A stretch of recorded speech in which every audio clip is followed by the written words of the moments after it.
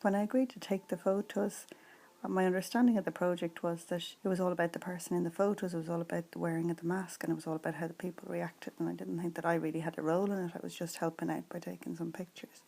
And initially, it was obvious the person that was photographing felt a little bit self-conscious and very much aware that they were wearing this mask in public and the people were looking at them.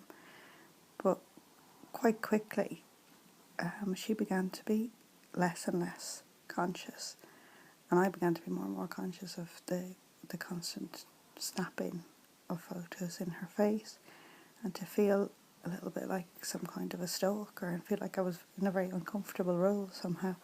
There was something very intrusive. We were having conversations and walking along as we took the photos, and it felt very strange to be constantly snapping. I found myself trying to draw her back in and make sure that I had her permission, that it was coming from her and that she wanted to be involved. So I was constantly saying, do you want a picture with crowds behind you, or do you want a picture with a landmark behind you so that people can see?